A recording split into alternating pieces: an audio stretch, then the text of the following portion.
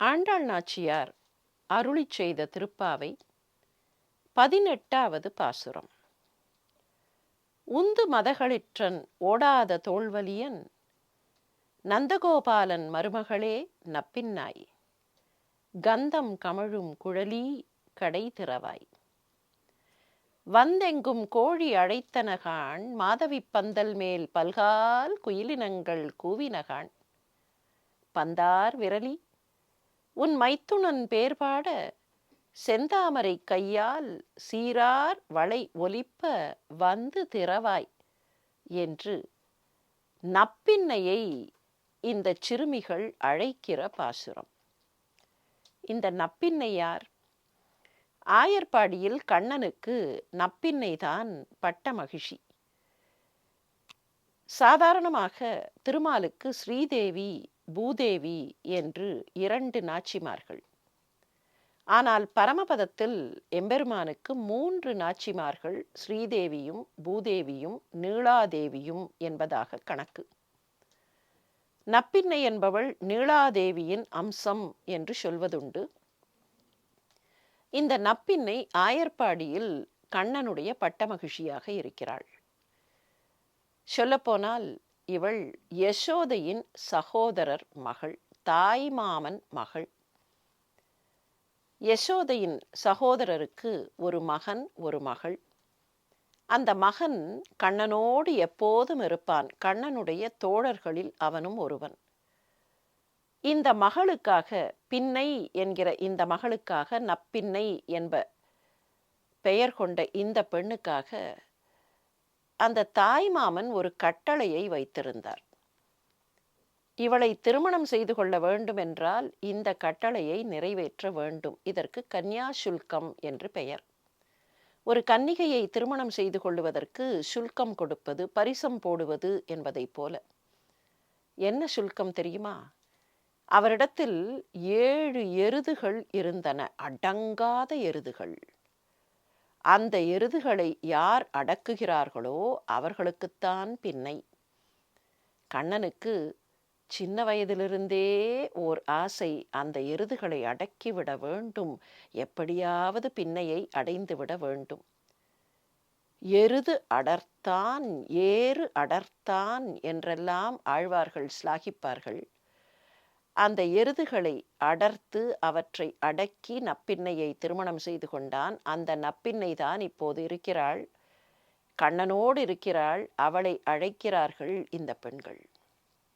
நப்பின்னை நங்காய், நீ யார் தெரியுமா? நந்தகோபாலனுடைய மருமகள். உந்து மதகளிற்றன் ஓடாத தோள்வலியன். யானைகளைப் போல பெரிய பெரிய பசுக்களை கொண்டவன், யானைப்படை போல அவனிடத்தில் இருக்கக்கூடியவை. அந்த யானைப்படை கொண்ட நந்தகோபன் ஓடாத தோள்வலியன். அது என்ன ஓடாத தோள்வலியன்? சண்டை என்று வந்துவிட்டால் யுத்தத்தில் யாருக்காகவும் புறமுதுகு காட்ட மாட்டான். புறமுதுகு காட்டி ஓடி விடுதல், அப்படி புறமுதுகு காட்ட மாட்டான். யுத்தகலத்தை விட்டு விட்டு ஓட மாட்டான். ஊன்றி நிற்கக்கூடிய வைராக்கியம் நிறைந்தவன் அந்த நந்தகோபாலனுடைய மருமகளே. அம்மா, நந்தகோபனுக்கு வைராக்கியம் நிறைய உண்டு. நீ அந்த குடும்பத்து மருமகள், எங்களுக்கு அருள வேண்டும் என்கிற வைராக்கியம் உனக்கு இருக்க வேண்டாமா? சரி, என்னெல்லாம் அடையாளங்கள் வந்துவிட்டன பார். பொழுது விடிந்து விட்டது. எப்படி தெரிகிறது?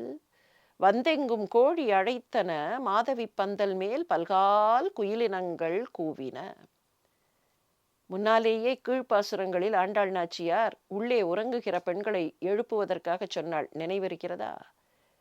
புள்ளும் சிலம்பின, ஆனைச்சாத்தன் கலந்து பேசின, இப்படியெல்லாம் கூப்பிட்டாள். அதிகாலை பொழுதில் பறவைகள் ஒலி எழுப்பும்.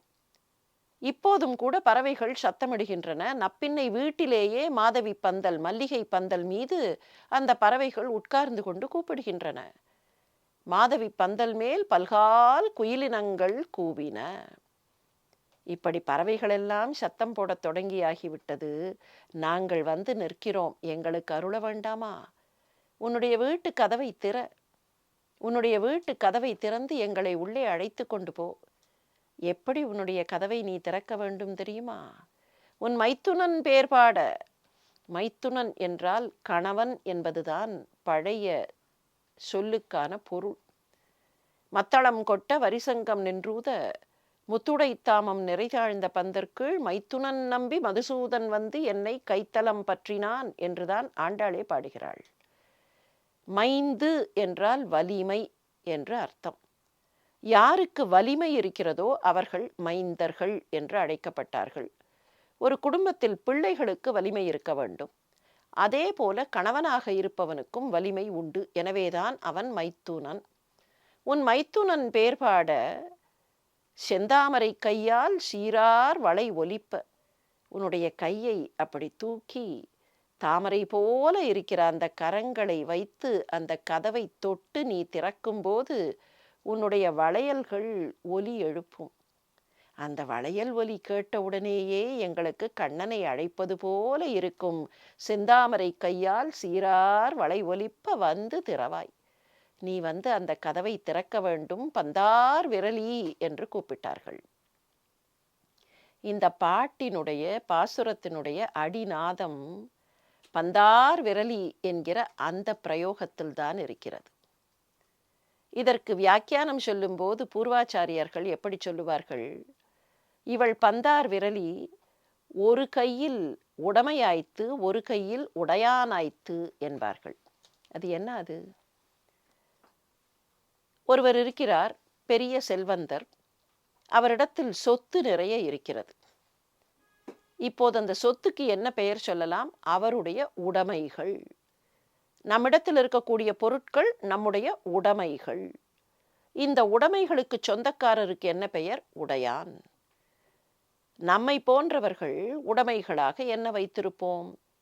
துணிமணிகள் வைத்திருக்கலாம், வேறு ஏதாவது பொருட்கள் வைத்திருக்கலாம், வீட்டிலே பயன்படுத்துகிற பொருட்கள் வைத்திருக்கலாம், மேஜை நாற்காலி வைத்திருக்கலாம். இவையெல்லாம் உடைமைகள்.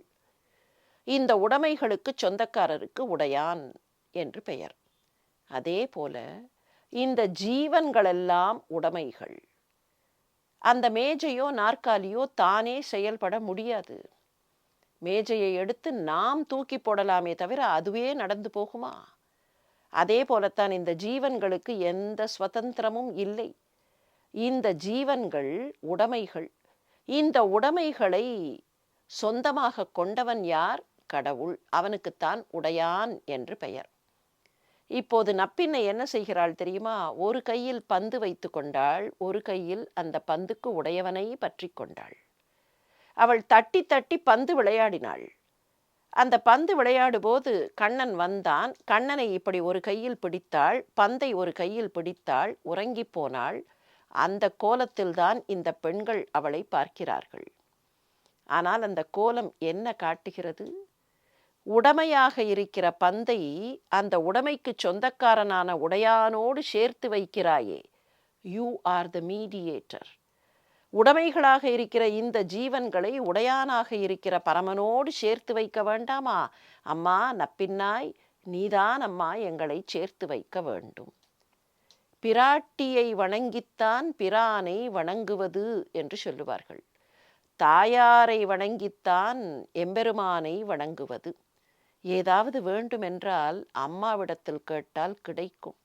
அப்பாவிடத்தில் கேட்டால் தாமதமாக கிடைக்கும். அம்மாவிடத்தில் கேட்டால் உடனடியாக கிடைக்கும். தாயாரை வணங்குகிற பாசுரம் இந்த பாசுரம். நாமும் நப்பின்னை நங்காய் என்று அந்த தாயாரை போற்றலாமா?